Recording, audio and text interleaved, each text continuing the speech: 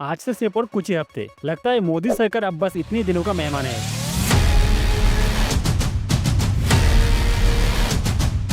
क्योंकि बिहार का इलेक्शन पूरे दिल्ली का पावर गेम बदल सकता है। अगर ऐसा होता है तो मोदी जी वही करते हुए दिखेंगे जो वो पहले कहा करते थे। ज्यादा से ज्यादा ये मेरा क्या कर लेंगे भाई?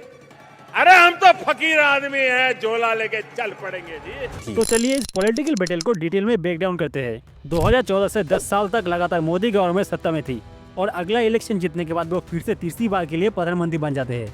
और इस बार उनका नारा था अब के बार 400 पार। अब 400 पार।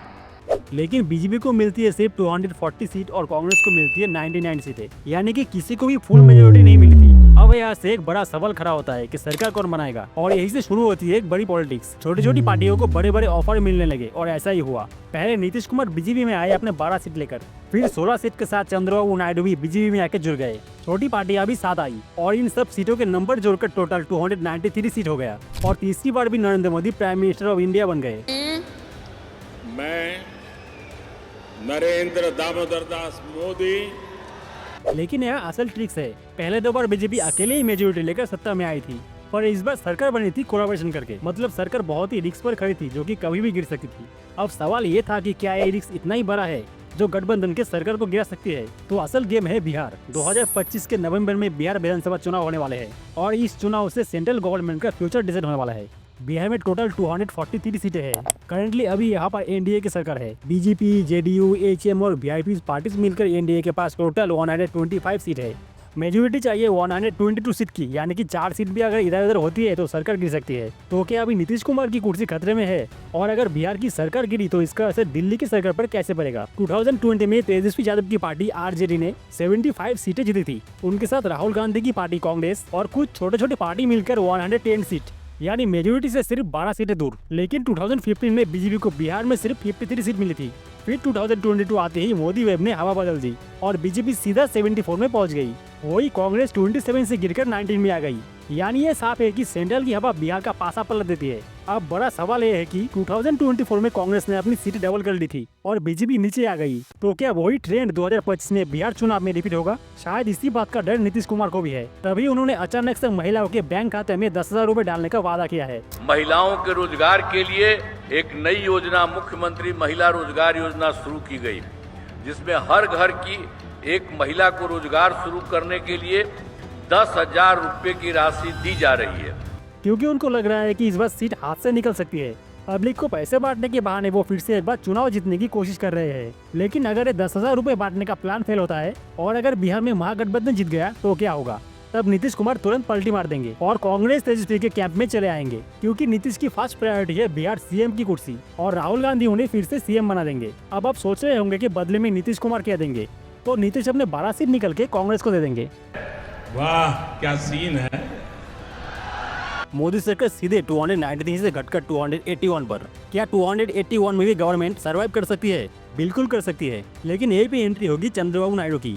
अगर राहुल गांधी उनको ऑफर देते हैं कि वो उनको पीएम बना देंगे तो क्या नायडू बीजेपी के साथ रहेंगे? इसका आंसर है बिल्कुल नहीं, और वो शायद तुरंत कांग्रेस में शिफ्ट हो जाएंगे। और अगर नायडू भी एनडीए को छोड़ देते हैं तो बीजेपी के पास बचेंगे सिर्फ 265 सीट्स। इसका मतलब सरकार गिर चुकी होगी।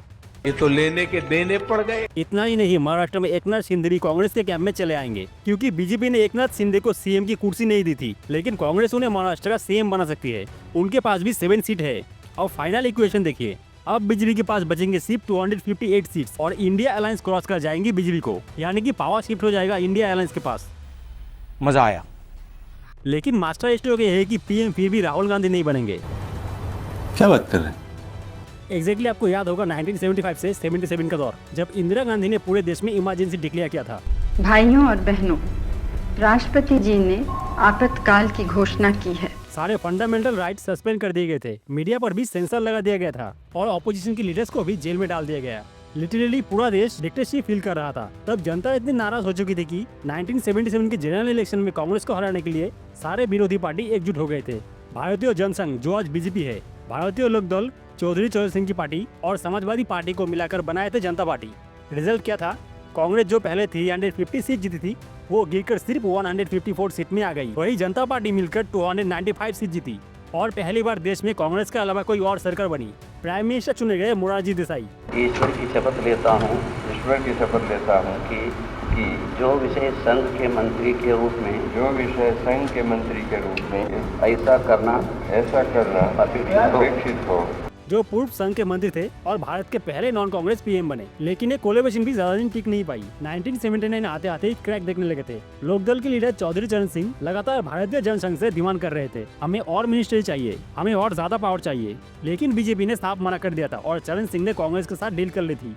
इंदिरा गांधी उनसे वादा करते हैं कि अगर वो जनता पार्टी छोड़ दे तो उन्हें प्राइम मिनिस्टर बना दिया जाएगा। और 19 जुलाई 1979 को मोरारजी देसाई ने रिजाइन कर दिया था। फिर 29 जुलाई 1979 को चरण सिंह शपथ लेते हैं और भारत के प्राइम मिनिस्टर बन जाते हैं। चरण सिंह के पास सिर्फ 60 सीटें थी, लेकिन कांग्रेस के पास थी 154 सीटें। फिर भी भारत का प्राइम मिनिस्टर वही इंसान बना जिसकी ताकत सिर्फ एक रीजनल पार्टी तक सीमित थी। ये था उस समय का कांग्रेस का पॉलिटिकल प्लान। तो क्या 2025 में भी वही रिपीट हो सकता है? क्या राहुल गांधी वही गेम प्लानिंग कर सकते हैं? कांग्रेस के पास इस बार सीटें है 99, लेकिन अगर बिहार का इलेक्शन पलट गया, नीतीश कुमार एनडीए से निकलकर इंडियन एलायंस में चले गए और अगर चंद्रबाबू नायडू को राहुल गांधी ने पीएम बनने का ऑफर दे दिया, तो क्या हिस्ट्री दोबारा दोहराएगी? क्योंकि चंद्रबाबू नायडू की पार्टी टीडीपी के पास आज 16 सीटें हैं और नीतीश कुमार के पास भी 12 सीट है। अगर ये दोनों के दोनों निकलकर कांग्रेस में जुड़ गए तो बीजेपी सरकार सीधा कोलैप्स कर जाएगी और फिर वही होगा जो 1979 में हुआ था। कांग्रेस अपने खुद के प्राइम मिनिस्टर तो नहीं बनाएगी, लेकिन किसी रीजनल लीडर को आगे कर देगी ताकि इनडायरेक्टली पावर कांग्रेस के हाथ में ही रहे। तो अब बड़ा सवाल ये है कि क्या 2025 में देश को एक नया प्राइम मिनिस्टर मिलेगा जिसकी अपनी पार्टी के पास 15 से 20 सीटें होगी? क्या चंद्रबाबू नायडू 2025 के चरण सिंह बन पाएंगे? और क्या मोदी गवर्नमेंट नवंबर 2025 तक टिक पाएगी? तो आपको क्या लगता है इसके बारे में? क्या बिहार का इलेक्शन पूरे देश का डायरेक्शन बदल पाएगा? क्या 2025 में हिस्ट्री खुद को दोहराने वाली है? अगर आपको भी लगता है कि बिहार का इलेक्शन पूरे देश का गेम बदल सकता है, तो इस वीडियो को लाइक करें और अपने दोस्तों के साथ शेयर करें। और ऐसी पॉलिटिकल वीडियो देखने के लिए हमारे चैनल को सब्सक्राइब करना ना भूलें।